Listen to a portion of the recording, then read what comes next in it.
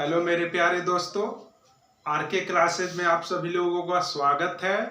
और आज हम पृष्ठ रसायन सरफेस केमिस्ट्री का भाग 9 पढ़ाएंगे।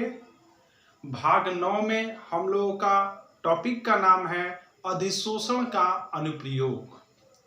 अधिशोषण का अनुप्रयोग, ये जो हम लोग अधिशोषण पढ़ाए हैं या जो पढ़ रहे हैं अधिशोषण, उसका दैनिक जीवन में कहाँ उपयोग होता है।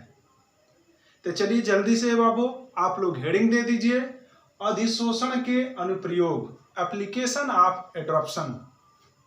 ठीक है, चलिए अधिशोषण के अनुप्रयोग में पहला अनुप्रयोग है हम लोगों का गैस मास्क या मास्क बनाने में।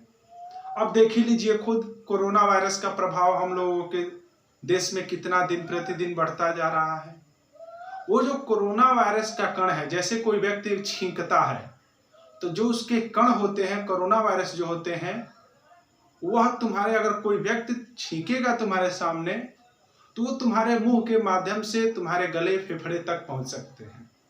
लेकिन जब तुम मास्क पहने रहोगे तो जैसे कोई व्यक्ति अगर छींकेगा भी तो वह जो तुम्हारे मुंह पर जो मास्क लगा रहेगा, वह जो वायरस मास्क के सतह के ऊपर ही चिपक जाएगा। मैंने हुआ क्या, अधिशोषण। अधिशोषण में क्या हुआ, जो मास्क है, मास्क की सतह पर, ऊपरी सतह पर कोरोना वायरस के जो कण हैं वो आकर के क्या हो गए, चिपक गए। यानी कि किसी सतह पर अन्य पदार्थ का चिपकना अधिशोषण कहा जाता है। तो यानी मास्क बनाने में एक तरह से अधिशोषण की घटना वहां पे होती है कि नहीं होती है, कोई दिक्कत। इसमें एक और देखे हो तुम नाम, गैस मास्क बनाने में ये जो मास्क होता है बहुत बारीक मास्क होता है। ये जो मास्क होता है, जैसे कि इस मास्क का उपयोग हम लोग लैब में देखते हैं, प्रयोगशाला में लैब हो रहा है, खुदा ना खास्ता अगर मान लीजिए कोई विषैली गैस ही बन गई तो भाई विषैली गैस बन गई तो कोई व्यक्ति सूंघ करके मर सकता है। तो उसके लिए बाबू वहां पर गैस मास्क वो पहना रहेगा कि अगर विषैली गैस बन भी गई है तो वह गैस हमारे शरीर के अंदर ना जाए, शुद्ध एयर ही जाए, शुद्ध हवा ही जाए। यानी कि जो विषैली गैस बन भी रही है तो गैस मास्क की सतह पर ही चिपक जाए, अगर आ रही है तो अंदर ना जाए। तो इस तरह से हम लोग कह सकते हैं कि गैस मास्क या मास्क बनाने में किसका प्रयोग होता है, एक तरह से अधिशोषण का एग्जाम्पल ही हो गया। ठीक है, तो पहला अधिशोषण का उदाहरण में पहला नंबर क्या पढ़ लिए, गैस मास्क बनाने में। दूसरा, कपड़े की रंगाई करने में। देखे होंगे कपड़े के कलर को लेकर के कपड़े पर क्या किया जाएगा, रंगा जाएगा। तो वो जो पेंट की जो कण है छोटे छोटे, वह इस पर जाकर के क्या हो जाएंगे, चिपक जाएंगे। अगर वह पेंट के जो कण है लाल रंग के हैं तो ये मेरा कपड़ा सफेद से किस रंग का हो जाएगा, लाल रंग का हो जाएगा। क्यों, क्योंकि रेड कलर के जो मॉलिक्यूल कण है वह इसकी सतह पर क्या हो जाएंगे, चिपक जाएंगे। तो किसी वस्तु की सतह पर चिपकना अधिशोषण हुआ। यानी कि पेंट भी करते हैं हम लोग, चाहे कोई कपड़े की रंगाई भी करते हैं, तो वह तुम्हारा एक तरह से अधिशोषण ही हो रहा है। ठीक है, दूसरा कह रहा, तीसरा नंबर कह रहा आर्द्रता को नियंत्रित करने में। आर्द्रता का मतलब नमी, भोजपुरी में कहते हैं सीड़न। जैसे कि मान लीजिए कि कोई घर होगा, कहीं पे अगर सीड़न होता है तो कहते हो कि यहाँ पर थोड़ा सा सफेद वाला बालू डाल दो।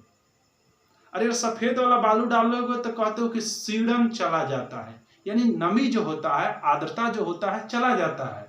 तो होता क्या है, बालू की सरफेस पर जो पानी के जो कण हैं चिपक जाते हैं।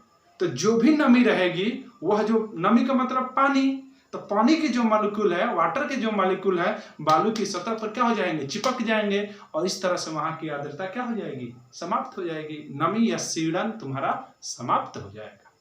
तो इस तरह से क्या हो गया, आर्द्रता को भी नियंत्रित किया जा रहा है। कैसे, तो बालू रेत की सतह पर पानी को चिपका करके, यानी कि जो भी सीड़न था उसको किसी सतह पर क्या कर दिया गया, चिपका दिया गया। तो अधिशोषण हुआ कि नहीं हुआ, रेत की सतह पर जल के मॉलिक्यूल चिपके हुए हैं तो अधिशोषण हो गया, कोई दिक्कत। तो क्या हो गया, अगला तीसरा नंबर क्या हो गया, अधिशोषण का उपयोग हम लोग आर्द्रता को नियंत्रित करने में भी करते हैं। अगला नंबर है चीनी को रंगहीन करने में। हम बताए थे चारकोल, जंतु चारकोल का प्रयोग किया जाता है। जंतु चारकोल जब चीनी पर छिड़काव किया जाता है जब चीनी मिल में, तो चीनी का कलर डिस्कलर यानी कि सफेद रंग का हो जाता है। जो भी कलर तुम्हारे चीनी पर आता है सबको ये जंतु चारकोल चूस लेता है, खींच लेता है और उसको डिस्कलर कर देता है। ठीक है। अगला नंबर कह रहा है उत्प्रेरण के रूप में। ये उत्प्रेरण के रूप में जस्ट आगे हम जब पढ़ाएंगे पृष्ठ रसायन में ही उत्प्रेरक तथा उत्प्रेरण एक चैप्टर है, उसमें आपको बताएंगे। फिलहाल अभी एग्जाम्पल याद रखिएगा, उत्प्रेरण के रूप में भी अधिशोषण का उपयोग होता है।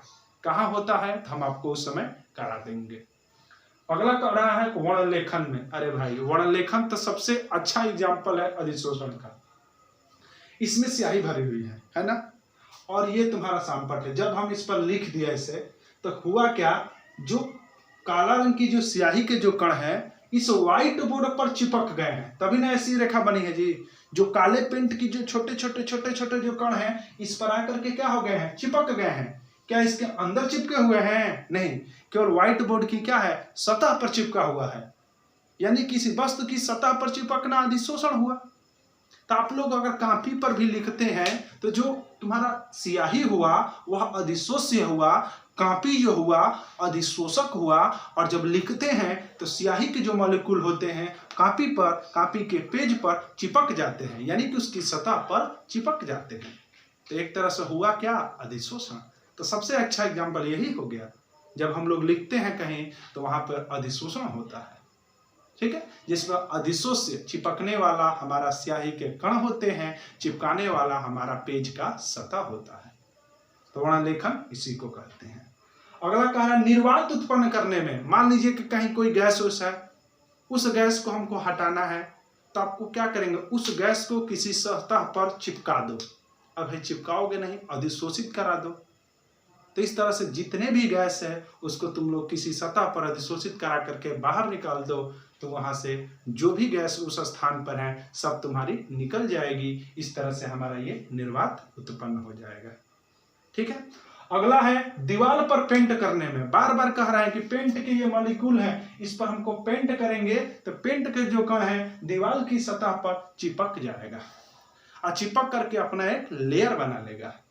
तो यानी इसमें अधिशोषक हमारा दीवार हुआ, अधिशोष्य यानी कि चिपकने वाला पेंट हुआ, और इस प्रोसेस को अधिशोषण कहोगे। यानी कि दीवार पर पेंट किया जाता है तो दीवार की सतह पर पेंट चिपक जाता है, तो वहां भी हमको अधिशोषण देखने को मिलता है। तो दोस्तों, इस तरह से हमने इस वीडियो में क्या पढ़ लिया, अधिशोषण का अनुप्रयोग। क्या क्या अनुप्रयोग होता है जल्दी से एक बार रिवीजन कर लेते हैं। मार्क्स बनाने में, गैस मार्क्स बनाने में, कपड़ों की रंगाई करने में, आर्द्रता स्थिरांक जो नमी होता है उसको हटाने में, चीनी को डिस्कलर करने में, रंगहीन करने में, उत्प्रेरण के रूप में अगला चैप्टर में पढ़ाएंगे, लिखने में, वर्ण लेखन का मतलब लिखने में, और 7वां नंबर निर्वात उत्पन्न करने में, कहीं कोई गैस उपस्थित है उस गैस को किसी वस्तु की सतह पर अधिशोषित करा करके हटा लिया जाएगा। और पेंट करने में, दीवार वाल पर पेंट करने में भी हमारा अधिशोषण का अनुप्रयोग होता है।